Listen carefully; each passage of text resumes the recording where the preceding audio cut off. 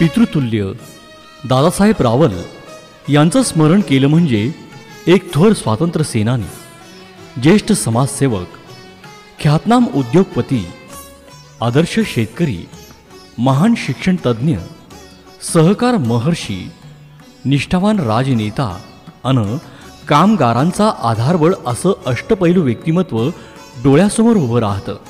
10 September हा दिवस म्हणजे श्रद्धेय दादासाहेब रावल यांचा जयंती दिन.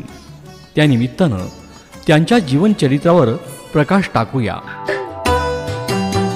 माननीय दादासाहेब रावल यांचा जन्म 10 सप्टेंबर 1924 रोजी झाला आणि जणू काय खानदेशचा भाग्यविधाता उदयास आला.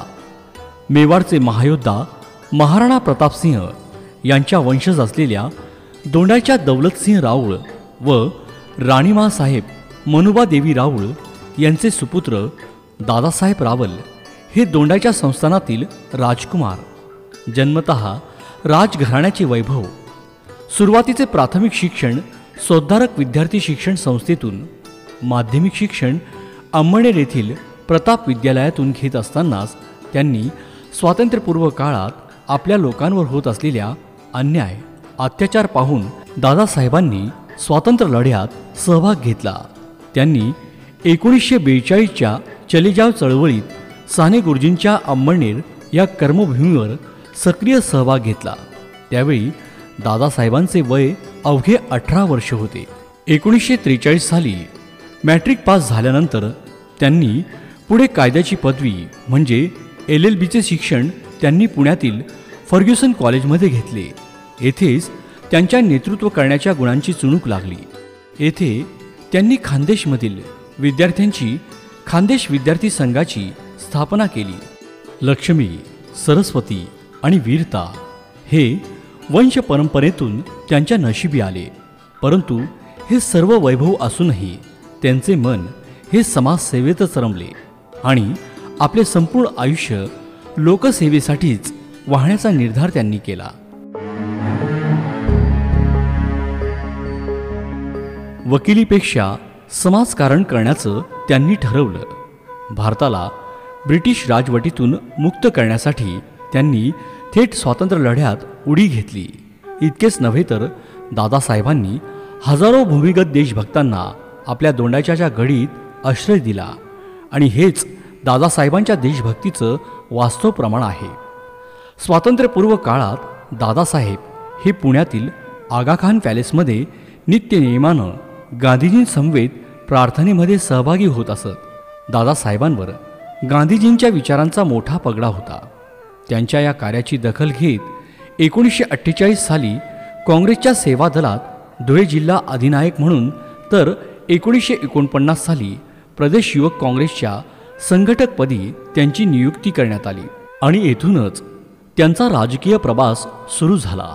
पुढे 1950 साली नाशिक येथे झालेल्या काँग्रेसच्या अधिवेशनात संघटक म्हणून त्यांना जबाबदारी देण्यात आली.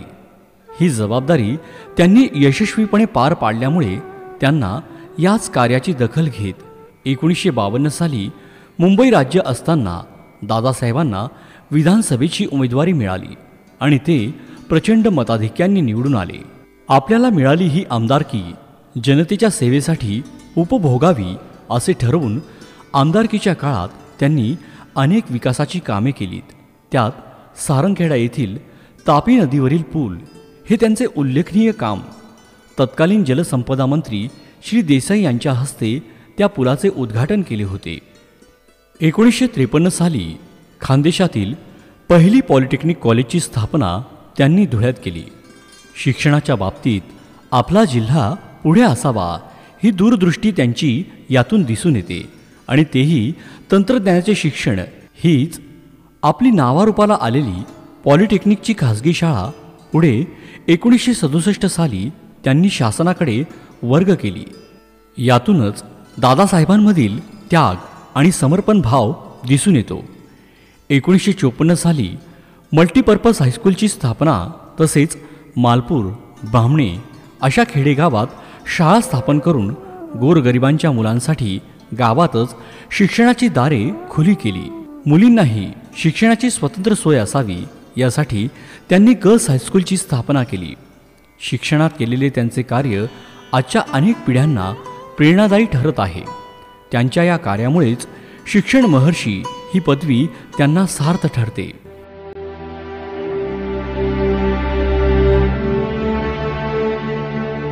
सहकार विना नाही उद्धार हे दादासाहेबांना ठाऊकच होते.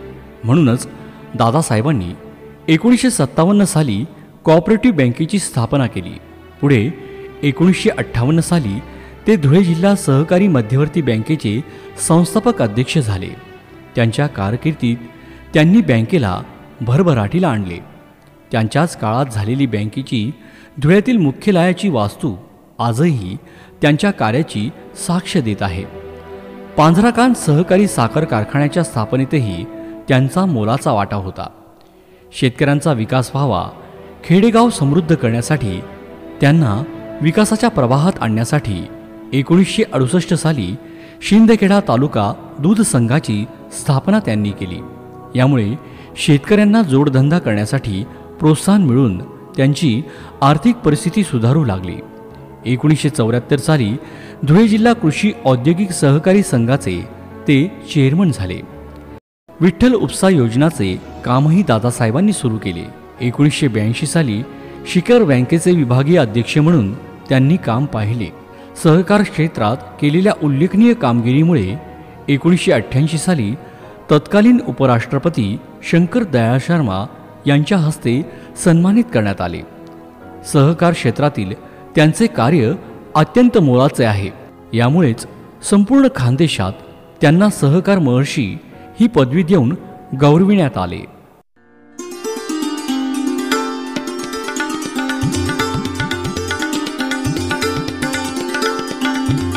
शेतकऱ्यांचा खऱ्या अर्थानं विकास करायचा असेल, त्यांच्या पिकवलेल्या मालाला भाव मिळाला हवा, हे दादासाहेबांनी ओळखून 1973 साली मका या पिकावर प्रक्रिया करणारा उद्योग म्हणून युनिव्हर्सल स्टार्च फेम अलाइडची स्थापना केली.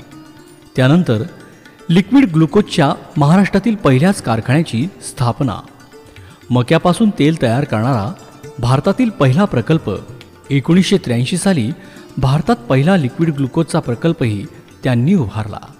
1984 मध्ये युनिक शुगरची स्थापना करून महाराष्ट्रातील पहिला शुगर्स प्रकल्पही त्यांनीच त्याकाळी उभारला. हा एवढा मोठा उद्योग समूह त्या काळी मुंबईसारख्या मेट्रो शहरात स्थापन केला असता तर आज देशातील अग्रगण्य उद्योग समूहात नावारूपाला आला असता. परंतु आपल्या मातीचा, आपल्या माणसांचा विकास व्हावा, आपल्या भागातील शेतकऱ्यांना हक्काची बाजारपेठ उपलब्ध व्हावी, गरिबांच्या हाताला काम मिळावे, यासाठी दादासाहेबांनी हा उद्योग आपल्या त्या काळच्या छोट्याशा गावात म्हणजेच दोंडाच्यातच स्थापन केला.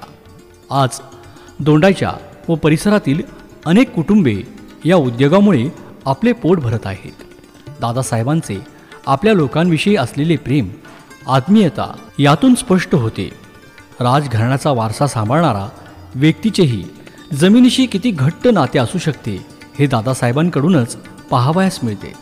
त्यांच्या या कार्याची दखल घेत 1986 साली बजाज उद्योग समूहाचे रामकृष्ण बजाज यांच्या हस्ते यशस्वी उद्योगपती म्हणून, तसेच 1999 साली तत्कालीन उपराष्ट्रपती KR नारायण यांच्या हस्ते सन्मानित करण्यात आले होते. शिक्षण, सहकार आणि उद्योग क्षेत्रात यशाचा एक एक टप्पा गाठत असतानाच राजकीय क्षेत्रातही यशोशिखर पादाक्रांत करीत होते. 1976 साली अखिल भारतीय काँग्रेसचे प्रांतिक कार्यकारिणी सदस्य, नंतर 1977 साली त्यांच्यावर धुळे काँग्रेस कमिटीचे जिल्हाध्यक्षपदी निवड करण्यात आली. 1979 साली आय काँग्रेसच्या जिल्हा निवडणूक अध्यक्ष म्हणून जबाबदारी त्यांच्यावर सोपविण्यात आली. एक वर्ष त्यांनी धुळे जिल्हा काँग्रेस जिल्हाध्यक्ष पदाची जबाबदारी यशस्वीपणे पार पाडली. अनेक वर्ष ते महाराष्ट्रातील विविध साखर कारखान्यांचे, विविध सूतगिरण्यांचे, जिल्हा बँकेचे संचालक म्हणून त्यांनी काम पाहिले. महाराष्ट्रातील पहिले मुख्यमंत्री यशवंतराव चव्हाण, वसंतदादा पाटील, वसंतराव नाईक, बाळासाहेब ठाकरे आदी नेत्यांशी त्यांचे मैत्रीचे आणि सलोख्याचे संबंध होते. दादासाहेबांच्या प्रेमापायी हे सर्व नेते दोंडाच्यातील गडीवर देखील येऊन गेले आहेत. यातूनच दादासाहेब हे मैत्री निभवणारे जिंदादिल व्यक्तिमत्व प्रत्ययास येते. दोंडाच्या शहर आज जरी शहर दिसत असले तरी ते एक खेडे होते. या गावाचा विकास करायचा असेल तर गावात पायाभूत विकास होणे अत्यंत महत्त्वाचे आहे हे ओळखून दादासाहेबांनी विविध शासकीय कार्यालये दोंडाच्यात आणण्यासाठी प्रयत्न केलेत. त्यासाठी त्यांनी स्वमालकीची जागाही उपलब्ध करून दिली. आज दोंडाच्या शहरात असलेले बाजार समितीचे मुख्य कार्यालय, खरेदी विक्री संघाचे मुख्य कार्यालय, BSNLचे कार्यालय, दूध संघाचे कार्यालय, महावितरणाचे कार्यालय ही सर्व कार्यालये दोंडाच्यात उभारण्यासाठी स्वतःची जागा उपलब्ध करून दिली. यातून दादासाहेबांमधील दातृत्व गुण प्रचितीस येतो. समाजसेवा हा दादासाहेबांच्या ठायी असलेला गुण, म्हणून त्यांना 1994 साली समाजरत्न देऊन त्यांचा गौरव करण्यात आला. माननीय दादासाहेबांनी उद्योग उभारून लोकांच्या हाताला काम दिलं. शेतकऱ्यांना हक्काची बाजारपेठ उपलब्ध करून दिली. विविध शाळा कॉलेजची स्थापना करून मुलांना शिक्षणाची सोय करून दिली. उपसा योजनेच्या माध्यमातून शेतकऱ्यांना पाणी उपलब्ध करून दिले. दूध संघाची स्थापना करून शेतीपूरक व्यवसायाला चालना दिली. अशा माध्यमातून दोंडाच्या व परिसराचा कायापालट केला. यामुळे आपोआपच लोकांमध्ये आर्थिक समृद्धी आली. या सर्व संस्था उभारून आपल्या मातीच्या ऋणातून मुक्त होण्याचा प्रयत्न केला. आज शिंदखेडा तालुक्यात शिक्षण, शेती, उद्योग आणि सहकार क्षेत्रात केलेल्या कार्यामुळे जो काही विकास झाला आहे त्याची पायाभरणीचे श्रेय दादासाहेबांचेच आहे. आजचा शिंदखेडा तालुका घडवण्यात त्यांचं मोलाचं योगदान आहे. नेतृत्व, कर्तृत्व आणि दातृत्व या अशा अनेक गुणांच्या संगमातून तयार झालेला दादासाहेबांचा हा सारा जीवनपट येणाऱ्या अनेक पिढ्यांना प्रेरणादायी ठरेल.